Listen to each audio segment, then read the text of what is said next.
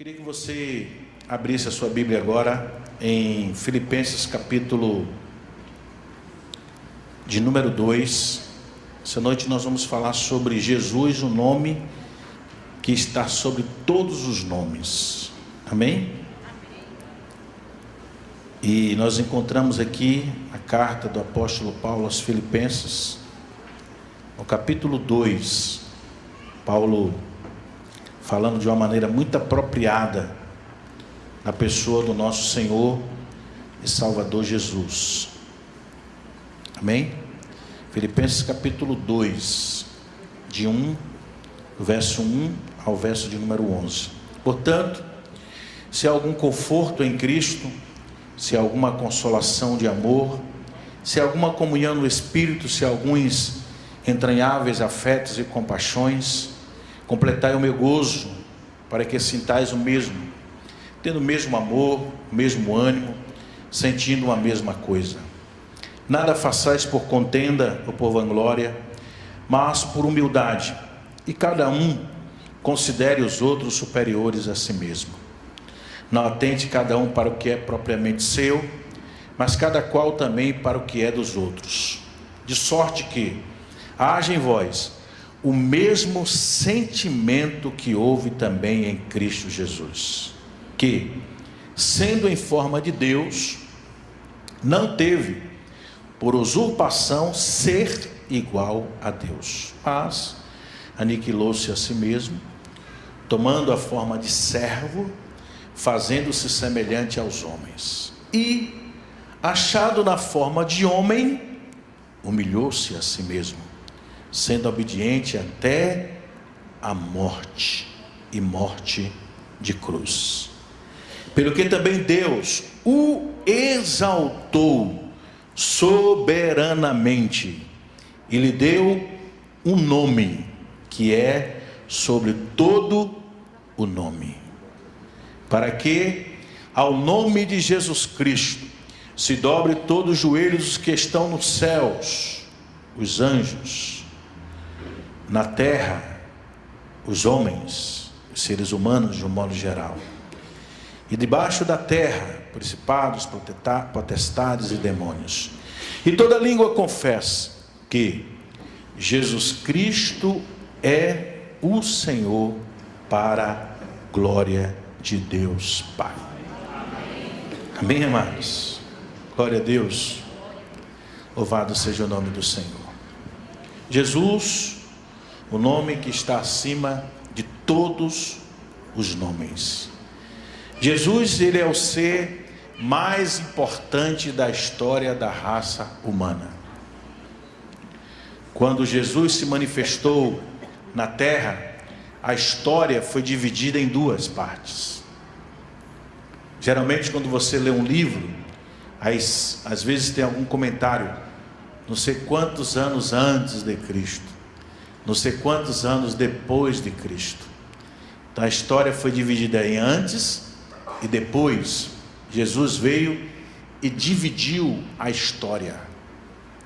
Por isso que ele é o Senhor de toda a história da raça humana. Jesus, ele foi o único homem que a Bíblia faz menção que antes mesmo dele nascer, tudo o que ia acontecer com ele, 800 anos antes, 900 mil anos antes, homens de Deus profetizaram, falaram a respeito da vida de Cristo, como ele ia nascer, como ele ia viver, como ele ia ser, o tipo de morte que ele ia ser submetido.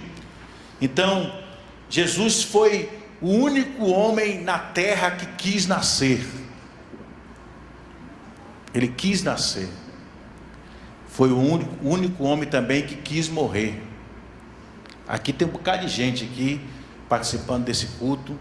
Se você perguntar assim: varão, que dia é o dia da sua morte? Ele vira essa boca para lá, rapaz. Ninguém quer ouvir falar sobre isso.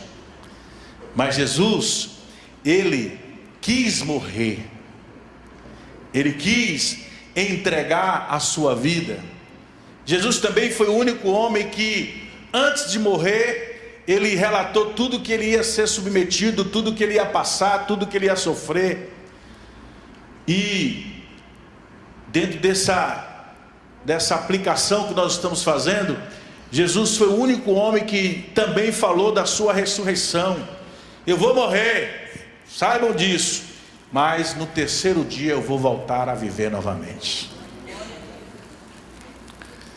Então foi o único homem que quis morrer, foi o único homem também que quis ressuscitar e que ressuscitou. Amém, amados? Por isso que esse texto que nós lemos aqui da palavra de Deus, de Filipenses capítulo 2, ele fala que todo joelho vai se dobrar diante de Jesus, toda língua vai confessar que Ele é o Senhor, para a glória de Deus Pai. Na história humana nós sabemos que existiram muitas pessoas famosas, muitas pessoas que se tornaram vultos, mitos na história da raça humana. Mas se a gente parar para pensar um pouquinho, não é? Muitas pessoas que passaram pela história da raça humana, você vai no local que todas essas pessoas foram sepultadas, e aí você vai encontrar lá a lápide, o túmulo escrito: aqui jaz os restos mortais de fulano de tal. Por mais famoso que essa pessoa tenha sido, você vai encontrar o local que foi sepultado, em alguns casos, né? E você vai encontrar lá o nome escrito, o período que viveu, período que nasceu, o período que viveu e morreu. E ali os restos mortais daquelas pessoas estão ali presentes. Mas com o nosso Senhor Jesus é diferente. Amém, amados? Se você for em Jerusalém, que foi onde Jesus foi sepultado, você vai encontrar um túmulo, uma pedra removida, e escrito está naquele túmulo: Ele não está aqui, Ele ressuscitou. Amém, amado? Glória a Deus por isso. Jesus ressuscitou. E louvado seja Deus, porque se Ele não tivesse ressuscitado, nós não teríamos motivo nenhum para estarmos reunidos aqui nessa noite. Nós estamos aqui hoje porque nós acreditamos em um Cristo vivo. Amém? Em um Cristo que venceu a morte, um Cristo que venceu o mundo, um Cristo que venceu o pecado, o Cristo que venceu o diabo, o Cristo que venceu todas as tentações. Venceu a morte, está vivo e viverá para todos sempre. E tem mais: prometeu que vai voltar para nos buscar. Prometeu que vai voltar para nos buscar. E como Ele é fiel e verdadeiro, e tudo que Ele promete Ele cumpre, nós estamos aguardando a volta de Jesus. Quantos podem dizer nessa noite? Pode aplaudir a Ele. Quantos podem dizer nessa noite: Maranata? Quantos podem dizer nessa noite: Maranata? Você sabe o que quer dizer isso? Ora vem, Senhor Jesus. Vem logo, Jesus. Glória a Deus. Estamos nessa expectativa. A trombeta pode tocar a qualquer momento. E a promessa que Jesus nos fez pode se cumprir a qualquer instante. Louvado seja Deus, amados. Exaltado seja o nome do Senhor por isso. Aleluias. Queridos, a Bíblia diz, lá em Romanos capítulo 11, no texto que nós lemos: porque dele, por ele e para ele, Jesus, foram feitas todas as coisas. Glória, pois, a Ele eternamente. Amém. Glória a Deus por isso. Todo poder pertence a Jesus. Jesus diz, lá em Mateus 28, 18: é-me dado todo poder. É-me dado todo o poder. Então, todo o poder pertence a Jesus. Amém, amados? Glória a Deus por isso. Jesus, ele é o Criador e é o sustentador da vida. Diante dele, todo joelho vai se dobrar. Amém?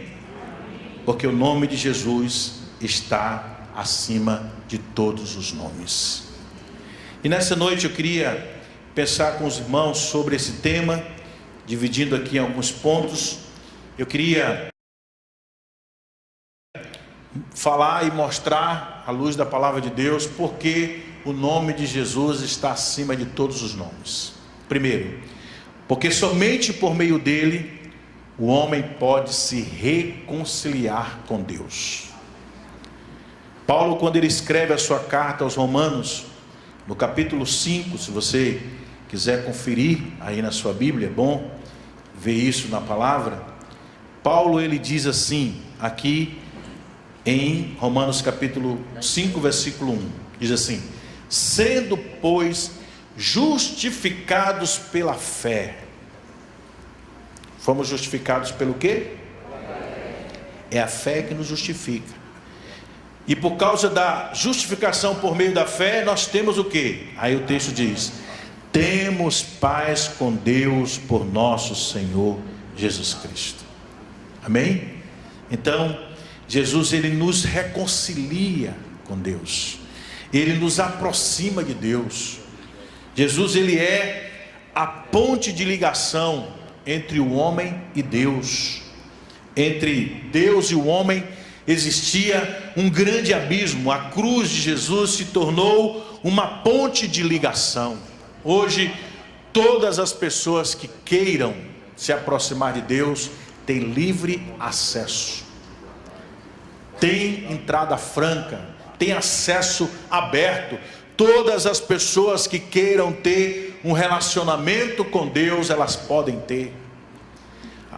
O escritor da carta aos Hebreus, ele vai dizer que podemos até mesmo com ousadia, por causa do sangue de Jesus Cristo que ele derramou na cruz do Calvário, nós temos a ousadia de podermos entrar no Santo dos Santos, no lugar onde Deus habita, por causa do sangue de Jesus. A senha é o sangue que ele derramou na cruz nos dá o acesso, nos dá o bilhete, nos dá a condição para que nós possamos entrar na presença de Deus. E nós sabemos, amados, que nada nesse mundo é melhor do que a presença de Deus.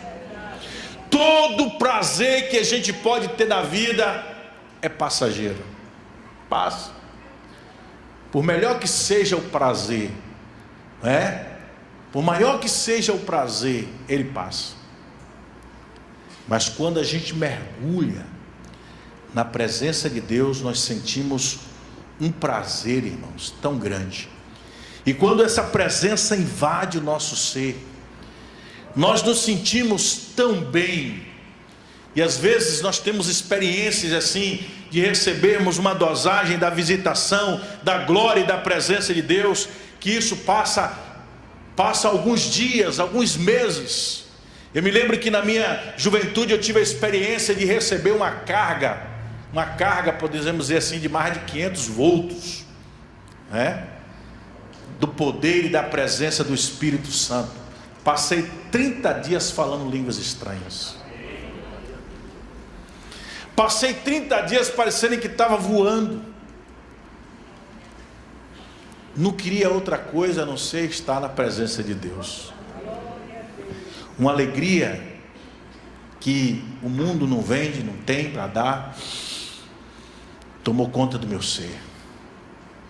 E eu, 17, 18 anos, me sentindo a cada instante, a cada momento, a pessoa mais feliz do planeta, porque eu estava tendo dentro de mim a presença. Amém, amados?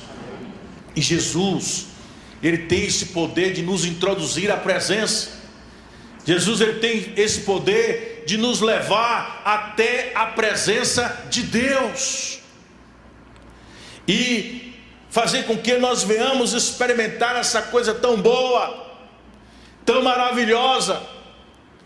Você sabia por que as pessoas andam em busca de aventuras, de prazeres, de coisas que o mundo oferece?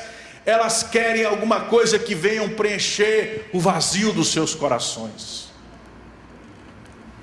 Mas quando a gente encontra Deus, esse vazio que há no nosso coração, ele é preenchido. E nós não queremos mais nada de aventura, não queremos mais nenhum prazer, porque o prazer da presença de Deus na nossa vida é o maior de todos os prazeres.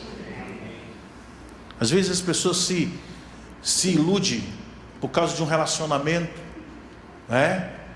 E aí começa aquele relacionamento, beijinho para cá, beijinho para lá, aperta aqui, aperta lá, e vai. Quando chega lá na frente, aquele relacionamento é quebrado, é partido, não vai à frente, não dá em nada. E aí a pessoa passou aquele tempo todo pensando uma coisa e foi outra. Aí fica triste, fica frustrado, porque pensou que aquele relacionamento ia levá-lo a algo melhor e não levou. E quantas pessoas têm estado dentro desse contexto, colocando a sua esperança, a sua fé, a sua expectativa em sentimentos, em relacionamentos que muitas vezes são frustrados. E essas pessoas muitas vezes se tornam depressivas, se tornam às vezes pessoas que vivem a vida inteira presa nesse sentimento que não deu certo. E aí eu estou aqui nessa noite dizendo para você, há um meio de você se livrar de tudo isso, há um meio de você dar um ponto final nessa história de ressentimento, de mágoa, de dor, de relacionamento quebrado, de algo que não deu certo. E esse meio é você se voltar para Cristo, é você abrir seu coração para Ele, é você acreditar que em Cristo está a solução para esse problema da sua vida. Porque quando você se aproxima de Cristo, abre o seu coração e você convida para que Jesus entre, Jesus faz isso que homem nenhum pode fazer, Ele leva você diretamente para a presença de Deus. E aí a sua história é transformada, é mudada para sempre. Amados, muitos pregam às vezes que toda religião é boa e que todos os caminhos conduzem a Deus. Estão incorrendo num sério engano. A Bíblia diz que só há um caminho para Deus, e esse caminho se chama Jesus. A Bíblia não fala de outro caminho. A Bíblia não aponta outra possibilidade de você chegar até a presença de Deus, senão por meio de Cristo. A Bíblia não dá para a gente outro meio. O único caminho que pode nos conduzir até a presença de Deus se chama Jesus Cristo de Nazaré. Por isso que Jesus chega lá em João capítulo 14, versículo 6, não é? Que ele estava tendo um diálogo com um dos discípulos chamado Filipe, e aí Filipe, mostra-nos o Pai, Senhor, nós queremos saber o caminho e tal, aquela conversa. E aí Jesus se levanta e diz assim: Filipe, eu sou o caminho e a verdade e a vida, ninguém vem ao Pai senão por mim. Então Jesus, ele é categórico. Ele usa aí em todas as aplicações que ele fez em relação ao caminho, em relação à verdade, em relação à vida. Jesus, ele usa para cada aplicação, ele usa um artigo. E todos os artigos que Jesus usou, tanto para afirmar que ele era o caminho, tanto para afirmar que ele é a verdade, tanto para afirmar que ele é a vida, ele usa o artigo definido no singular. Isso quer dizer que Jesus está dizendo de uma forma categórica que não há outro caminho. Ele é o único caminho. O único. Se você quiser chegar até a presença de Deus, o caminho é Jesus. Não tem outro. Não é religiosidade, não é religião, não é o homem, não é a filosofia de vida que vai levar você até a presença de Deus. O que nos leva até a presença de Deus é Jesus Cristo de Nazaré. Amém, amados? Jesus Cristo, a Bíblia diz que Ele é esse novo e vivo caminho para Deus, vivo caminho para o céu. Então só existe uma porta para o céu, não tem duas. E Jesus se apresenta e diz assim: eu sou a porta. Eu sou a porta. Só um mediador, não tem dois, nem três, nem quatro. Só existe um mediador entre Deus e os homens, Jesus Cristo. Não tem outro. Não existe outra possibilidade da gente chegar até Deus, irmãos, fora de Jesus. E, infelizmente tem muitas pessoas enganadas, achando que por filosofia, por religião, por religiosidade, ela vai poder chegar até a presença de Deus. O único caminho que nos leva até a presença de Deus é Jesus Cristo. O homem, amados, jamais pode se reconciliar com Deus por meio das suas obras religiosas. Somente por meio de Jesus nós podemos ter acesso ao Pai. Foi pela morte de Jesus que o véu do templo se rasgou de alto a baixo. Foi pela sua morte que Jesus nos trouxe a verdadeira paz. O pecado entrou na história humana e cavou um grande abismo entre o homem e Deus, entre o homem e seu próximo, entre o homem e também a própria natureza. Então o homem, ele é um ser ambíguo e contraditório. O homem, ele é uma guerra civil ambulante. E é isso que nós estamos vivendo hoje no contexto da nossa nação, não é? Hoje eu fiquei assim abismado, irmãos, quando eu vi uma reportagem de um jovem que matou outro, um ladrão, um criminoso, matou um jovem universitário. Ele disse, ele morreu porque ele quis, ele reagiu, e se reagiu tem que morrer mesmo. E aí depois houve uma entrevista depois da morte que ele matou o rapaz, e aí o advogado que estava acompanhando o caso diz assim: os criminosos, eles têm um código de ética, né? Quer dizer que agora ser criminoso, a profissão, ele usou o termo profissão, a profissão, né, do crime, do criminoso tem um código de ética. Eu fiquei pensando, meu Deus, onde é que nós vamos chegar? Onde as pessoas de bem não têm justiça para poder defendê-la e protegê-las. Infelizmente esse é o contexto que nós estamos vivendo. O homem hoje é uma guerra civil ambulante. Não há nenhuma esperança de paz entre os homens, a não ser que reine sobre ele o príncipe da paz, que é Jesus. Ele, quando Isaías fala de Jesus, ele vai dizer que o seu nome será maravilhoso, Deus forte, Pai da eternidade e príncipe da paz. Amém? Então, nós sabemos que não há nenhuma possibilidade do homem se reconciliar com Deus, a não ser por meio de Jesus Cristo. Amém? Em segundo lugar, porque o nome de Jesus, o nome dele está acima de todos os nomes. Porque somente por meio dele o homem pode ter vida eterna. Amém, amados? Nenhum homem que pisou nesse planeta prometeu aos demais homens vida eterna, mas Jesus o tempo inteiro ele estava falando de vida eterna, dizendo que eu vim para dar a vocês vida eterna, eu vos dou a vida eterna. Então Jesus o tempo inteiro estava interagindo, falando com as pessoas que ele veio para dar à humanidade a vida eterna. Amém, amado?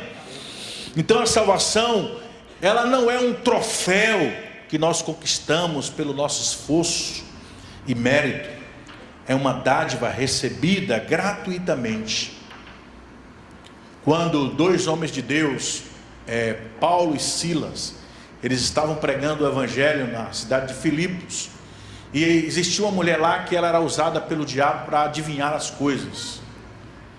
E esta mulher, todo dia que Paulo e Silas passavam na rua, ela gritava: esses homens que vos anuncia o evangelho, esses homens são servos do Deus Altíssimo, falando uma coisa que era certa, que era verdade. Mas a Bíblia diz que aquilo incomodou demais o apóstolo Paulo. E aí o apóstolo Paulo se virou um dia para aquela jovem que era endemoniada e mandou que o espírito maligno de adivinhação saísse dela. O espírito maligno saiu logo e aquela jovem foi liberta. Mas aí aquela jovem, ela era explorada, por alguns senhores. Os homens ganhavam dinheiro porque ela fazia as adivinhações. Esse negócio de exploração já vem desde a época de Jesus, não é de hoje. Amém, irmãos? Então, quando eles viram isso, aí eles começaram a se levantar contra Paulo e Silas e disseram que eles estavam fazendo prosélito, que eles estavam pregando uma coisa contrária, falando mal da deusa da cidade. E aí a cidade toda ficou alvoroçada. E aí pegaram Pedro, mandaram prender Pedro, Paulo e Silas, surraram eles antes, amarraram um tronco, botaram na cadeia. Mas isso não afetou a vida deles, isso não abateu a vida deles, isso não fez com que eles apostatassem da fé, deixassem de continuar servindo a Deus, deixassem de acreditar em Deus. Eles continuaram firmes na fé, porque o crente, irmãos, eu vou dizer algo aqui que você vai achar engraçado, mas é verdade. O crente verdadeiramente, o crente genuíno, ele é igual ao omelete. Quanto mais bate nele, mais ele cresce. Quanto mais persegue ele, mais ele avança. Quanto mais falam mal dele, mais ele prospera. Amém, amado? Porque ele acredita no Deus que transforma o mal em bem, a maldição em bênção. O crente verdadeiro, ele passa por qualquer prova, por qualquer luta, e lá no final ele se torna campeão e vencedor, porque ele acredita piamente em Deus. Ele conhece a Deus, ele sabe que Deus é aquele que guarda, é aquele que protege, é aquele que livra do mal. Deus é aquele que luta as nossas guerras. Então o verdadeiro crente, ele passa por qualquer prova, mas ele continua firme na presença do Senhor. E Paulo e Silas, aconteceu isso, mesmo presos, mesmo surrados, eles estão lá, agora amarrados em um tronco. Mas a Bíblia diz que eles não estavam lá murmurando, nem se queixando da sorte. A Bíblia diz que eles estavam cantando, orando e cantando louvores a Deus. Sabe o que foi que isso causou, irmãos? Provocou naquela cadeia um terremoto. Deus mandou um terremoto para libertar Paulo e Silas.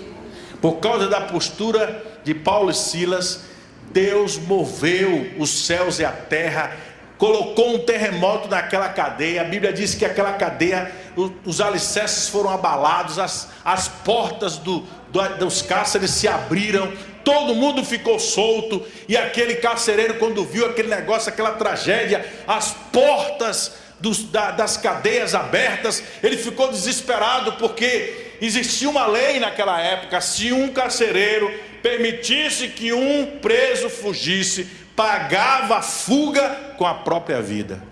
E aí foi que aconteceu quando ele viu as portas todas abertas na cabeça dele, fugiu todo mundo. Então agora não tem mais jeito, pegou a espada e ia se suicidar. Quando ele ia se suicidar, Paulo gritou: para, não faça nada contra você, porque estamos todos aqui. Aqueles homens que eram presos viram o poder de Deus sendo manifestado, que nem coragem de fugir eles tiveram. E aí, irmãos, o que é que acontece? Aquele homem, quando vê aquele negócio todo que aconteceu, e percebe que os presos, que nenhum fugiu, ele falou: alguma coisa diferente está acontecendo aqui.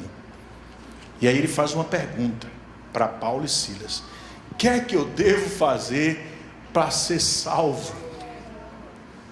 O que é que eu preciso fazer para ser salvo? E aí Paulo responde: crê no Senhor Jesus e será salvo tu e a tua casa. Amém? E aquele homem que morava ali, a sua família residia naquele local, a Bíblia diz que ele se converteu juntamente com toda a sua família e foram batizados ali mesmo.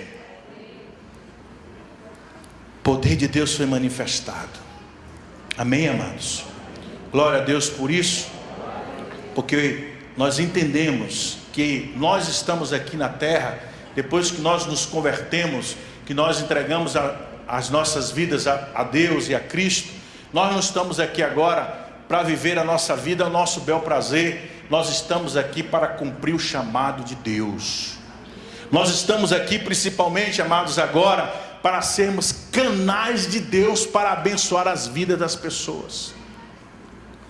Você, como servo de Deus que está aqui hoje à noite, você tem que entender que você é uma pessoa especial. Você foi escolhido por Deus, escolhida por Deus.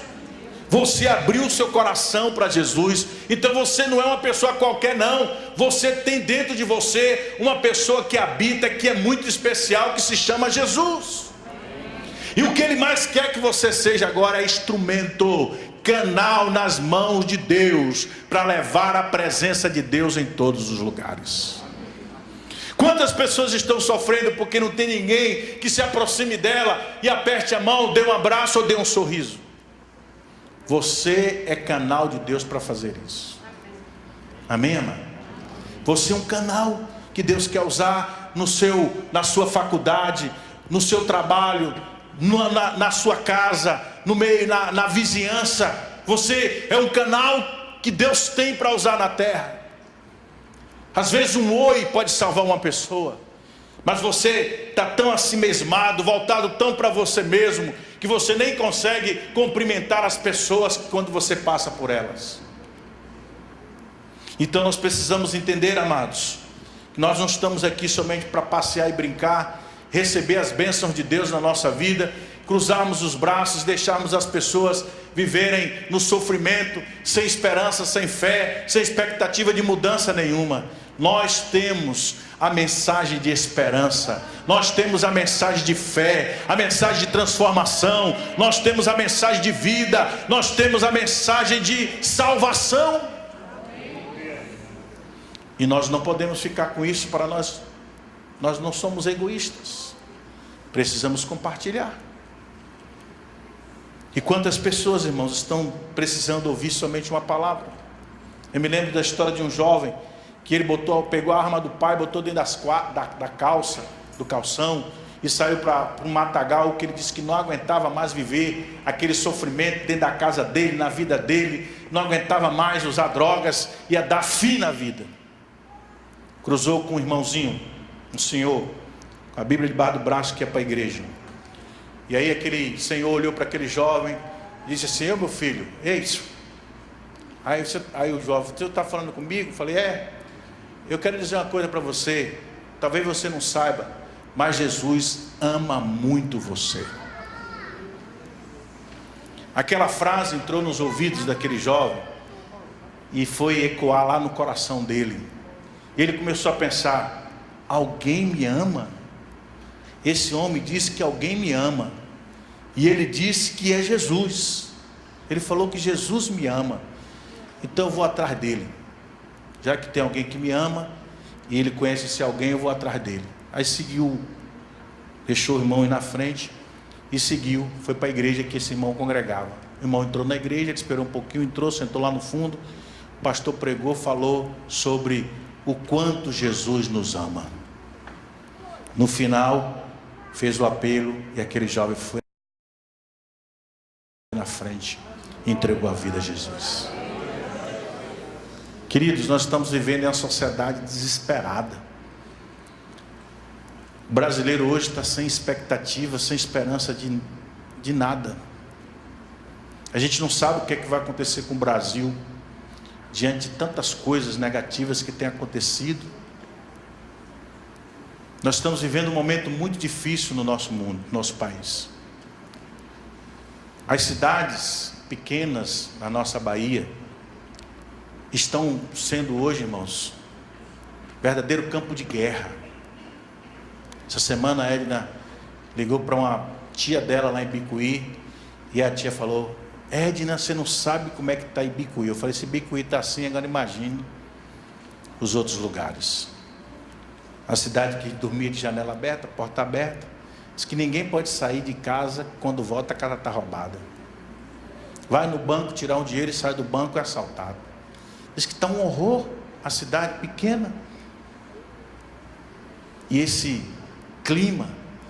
E aí eu fiquei preocupado, para Ibicuí já está desse jeito. Meu Jesus. Quando eu estive lá uns 2 anos atrás, a gente chegou, foi num local chamado Lontra, que é uma zona rural, um local que tranquilo, parece um pedaço do céu, de tanta paz que tem. E aí eu conversando com o irmão, falei: irmão, aqui é tão bom de viver, né, irmão? Aqui é tão tranquilo, a gente acorda, o bem te vi, bem te vi, bem te vi. E eu falo: eu também te vi, bem te vi. E aquele negócio, aquele clima, aquela coisa, eu falei: aqui deve ser bom demais. Aí o irmão falou: já foi. Eu falei: já foi como, irmão?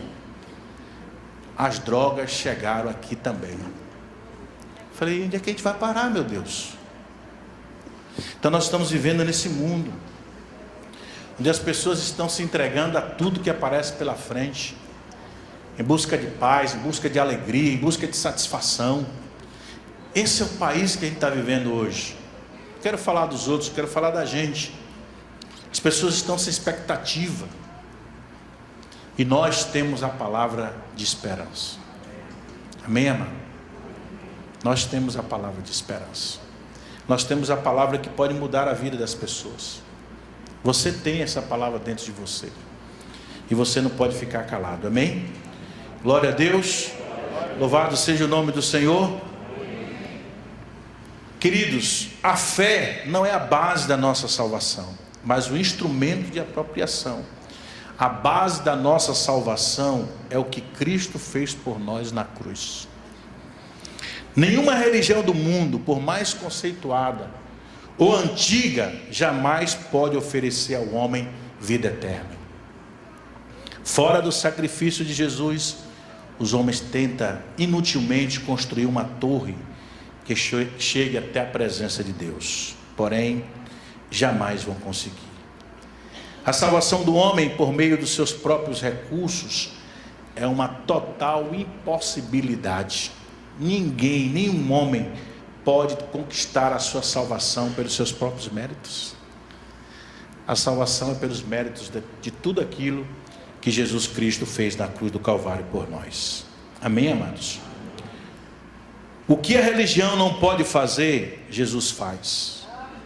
Só em Jesus a esperança, só nele a salvação, só nele a vida tem sentido e propósito. Amém? A Bíblia, no livro de Atos, no capítulo 10, conta a história de um homem chamado Cornélio. Cornélio, eu posso dizer aqui, irmãos, com propriedade, por conhecimento bíblico, era mais crente do que muitos crentes que estão aqui presentes hoje. Amém? Era mais crente do que muitos crentes. Sabe por quê? Porque a Bíblia diz que ele jejuava.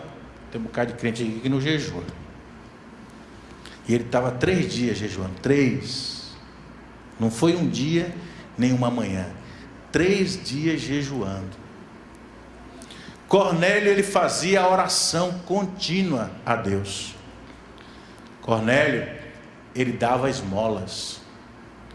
E ele era tão caridoso, e ele era tão expressivo na sua caridade, que a Bíblia diz que o que Cornélio fez, quando o anjo encontra Cornélio e fala com ele, o anjo diz assim: o que você tem feito aqui na terra tem chegado em memória diante de Deus. Apesar de todo esse histórico que Cornélio tinha, apesar de tudo isso que Cornélio fazia, Cornélio ainda não era salvo. Amém, amado? Cornélio ainda não era salvo. E aí? Como é que fica agora você? Sabe por que Cornélio não era salvo? Porque a salvação, amados, não é por aquilo que eu faço. A salvação é por aquilo que Jesus fez. É diferente. Amém? A salvação não é por causa dos meus méritos. A salvação é por causa dos méritos de Jesus. Amém? É diferente. Então, apesar de Cornélio ser um homem extremamente religioso, de orar, de jejuar, de dar esmola, de ter experiência sobrenatural, porque a Bíblia diz que Cornélio, por causa da sua espiritualidade, ele teve a visita de um anjo. Quem já foi visitado por um anjo aqui? Você já recebeu um anjo na sua casa? Saudou você? Bateu papo com você? Cornélio teve esse privilégio, teve essa oportunidade de ter um anjo conversando com ele, como eu estou conversando com você. Mas apesar de tudo isso, Cornélio ainda não era salvo. Sabe quando foi que Cornélio foi salvo? Quando ele ouviu o anjo falar com ele, ele entendeu o que o anjo falou e obedeceu o que o anjo mandou ele fazer, porque o anjo estava falando em nome de Deus. Foi Deus que mandou ele fazer, o anjo falar com ele o que ele tinha que fazer. E aí Cornélio manda chamar Pedro. Aí Pedro vem, chega na casa de Cornélio, e aí o que acontece? Pedro começa agora a falar de Jesus.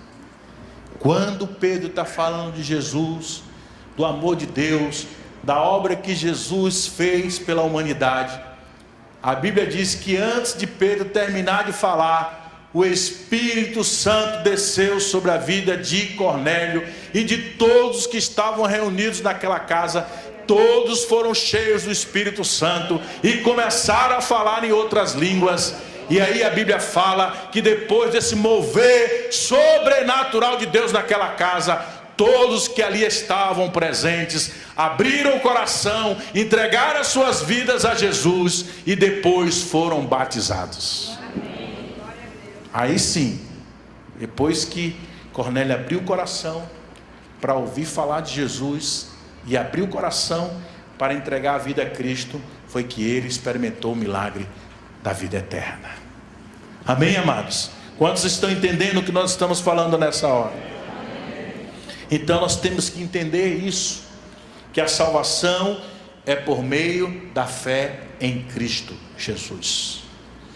E em terceiro e último lugar, a gente fechar aqui essa palavra nessa noite, porque o nome de Jesus está acima de todos os nomes, porque somente por meio dele as nações podem receber a graça de Deus.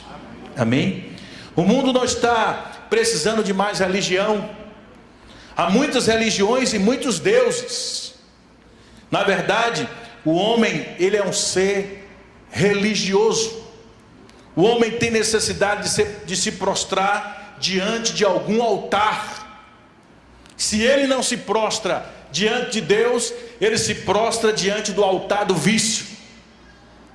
Se ele não se prostra diante de Deus, ele se prostra diante do altar do prazer.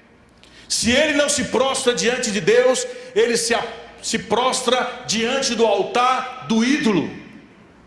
Se ele não se prostra diante de Deus, ele se prostra diante do altar da imoralidade sexual, prostituição, adultério, homossexualismo, seja lá o que for, ele se prostra diante desse altar. Porque dentro do homem, há uma necessidade de se prostrar diante de algum altar. E mesmo aqueles que dizem ser ateus, eles adoram a si mesmo. Eles adoram a si mesmo. O apóstolo Paulo, ele ficou chocado quando ele chegou, quando ele viu reinando na cidade de Atenas a idolatria. Atenas era uma capital intelectual do mundo, a terra dos corifeus da filosofia. A cidade de Atenas era a terra de Péricles, de Sócrates, de Platão e de Aristóteles. Atenas era o santuário de grandes eruditos, que encheram bibliotecas com sua fraudição. Nessa terra que era aspergida pela mais requintada sabedoria humana, havia uma densa cegueira espiritual. Por isso que a Bíblia fala que a sabedoria do homem, para ele, é loucura. A verdadeira sabedoria é a sabedoria de Deus. Quando Jesus esteve aqui realizando o ministério dele, naquela época já existiam muitas pessoas eruditas, inteligentes, intelectuais, pessoas que estudavam muito, pessoas que eram cultas, pessoas que eram extremamente religiosas. E você sabe o que é que essas pessoas mais queriam? Levar Jesus a entrar em contradição.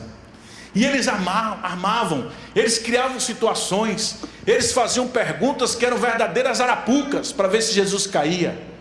Mas todas as vezes que eles perguntavam alguma coisa a Jesus, Jesus respondia, eles ficavam de boca aberta. Eles diziam assim: de onde veio tanta sabedoria? Que escola foi que ele estudou? Porque ele sabe tudo.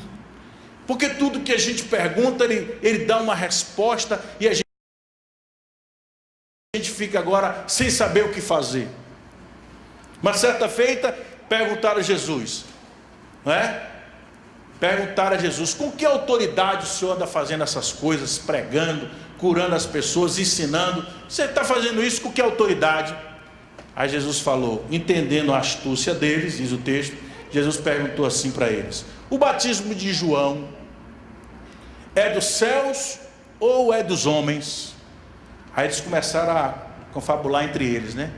Pensar assim: se a gente disser que é dos céus, ele vai dizer assim: por que vocês não creram?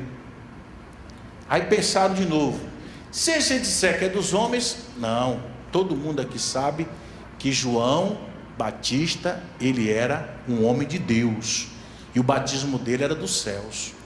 Então sabe de uma? Vamos dizer para ele que nós não sabemos. Aí Jesus disse: também eu não vou dizer a vocês com que autoridade eu faço isso. Aí eles ficaram murchos, calados, ninguém quis mais perguntar nada a Jesus. A Bíblia diz que Jesus recebeu a plenitude da sabedoria de Deus. Às vezes as pessoas falam: eu não gosto de conversar com crente, porque todo crente é sabido. Claro, o crente tem a mente de Cristo. Jesus nos salvou, mas não nos abestalhou. Amém, amado? Crente é sabido mesmo, porque tem a mente de Cristo. Amém, amado? E prospera. Todo crente é sábio. Todo crente sabe investir. Todo crente sabe gastar dinheiro. Amém, amado? Todo crente é sábio, e por isso que prospera. Tem gente que às vezes passa a vida inteira vivendo uma realidade e não muda, mas quando entrega a vida a Jesus, eu já vi muita gente que chegou aqui puxando a cachorrinha, na pindaíba da vida, não tinha nada, hoje tem carro, tem casa, é empresário. Deus abençoou. Amém, amado? A história foi mudada a partir do momento que entregou a vida a Jesus. É por isso que eu creio nessa palavra, é por isso que eu creio nesse evangelho, é por isso que eu não deixo de pregar, não deixo de falar de Jesus, porque ele muda a história de uma pessoa que verdadeiramente se converte, de uma pessoa que se rende a ele, entrega o seu coração a ele de verdade. Ele muda a história para sempre. Amém, amados?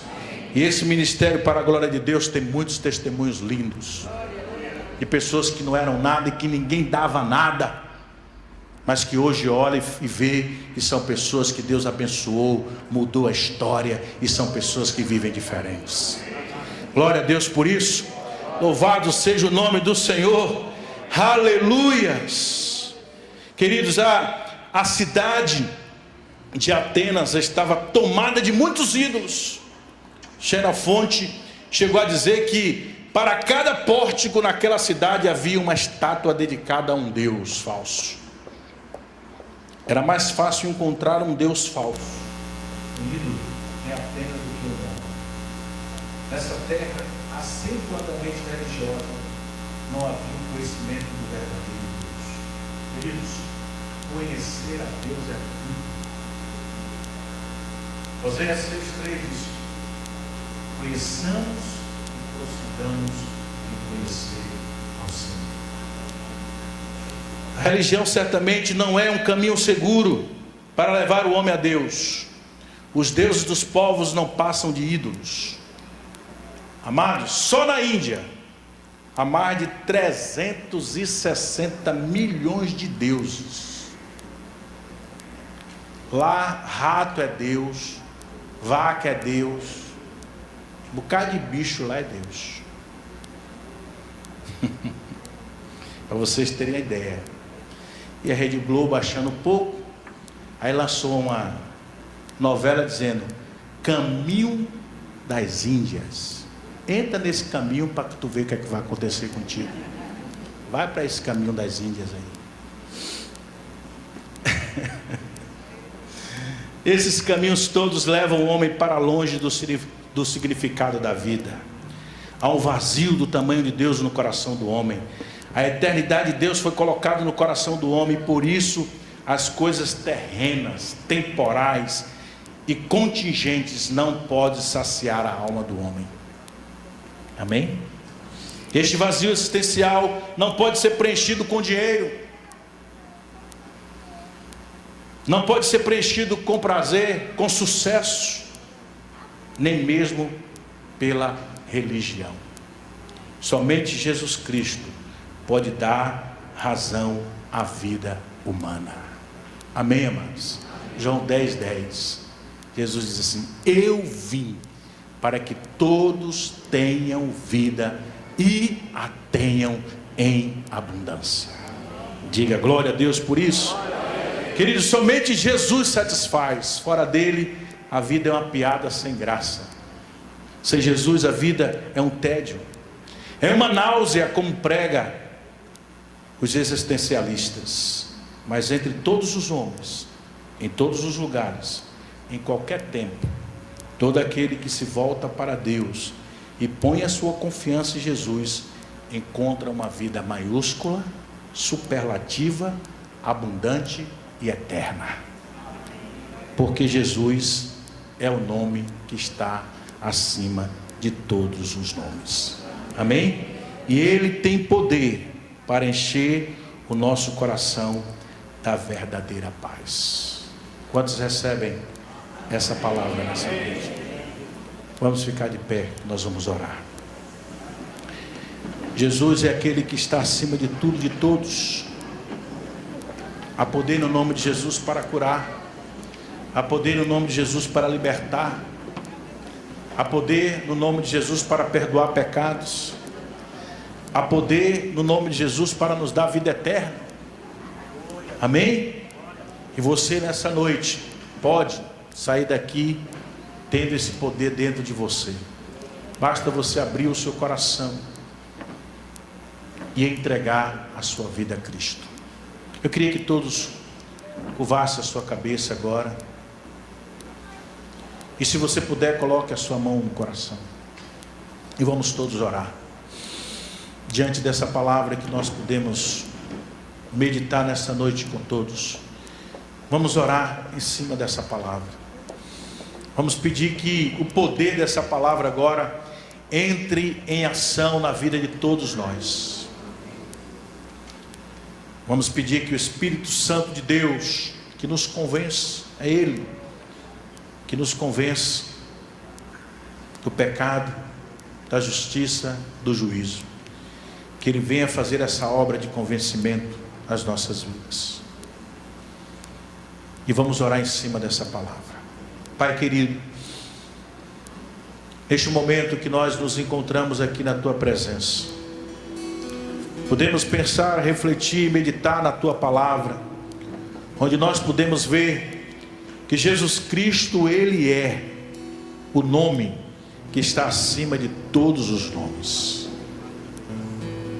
Diante do nome de Jesus, a Tua palavra diz que todo joelho se dobrará e toda língua confessará que Jesus Cristo é o Senhor, para a glória do teu nome. Senhor, nós acreditamos piamente que há poder no nome de Jesus.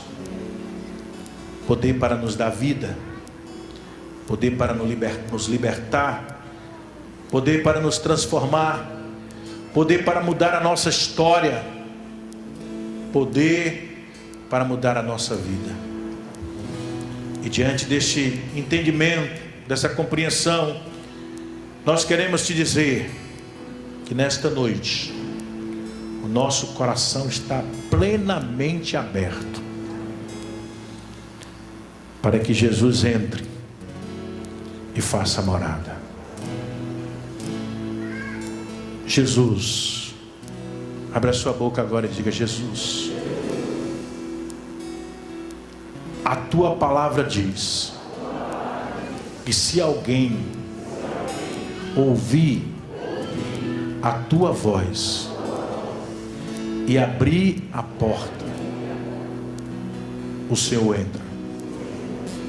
Eu quero dizer nesta noite a ti, Jesus, que eu abro a porta do meu coração e te peço que tu venhas, entres e faças morada. Mora em mim, Jesus. Eu quero ser uma habitação na terra da tua presença, porque só assim eu entendi nesta noite que eu terei uma vida transformada. Vem, Jesus, e faz morada no meu coração. Eu te peço agora, em teu nome. Amém. Você fez essa oração com sinceridade? Você fez essa oração pela primeira vez? Eu queria convidar você, vem aqui na frente, para a gente abençoar você, orar por você mais um pouco, porque eu creio que uma nova história vai ser escrita a partir de hoje na sua vida. Todos aqueles que fez essa oração pela primeira vez e fez com fé, com convicção, vem aqui à frente. Nós vamos orar por você. A partir de hoje, creia. Jesus, ele, através do convite que você fez, ele passou a morar dentro do seu coração. Você nunca mais vai ser a mesma pessoa. Uma nova história vai ser escrita. Uma nova história vai ser escrita.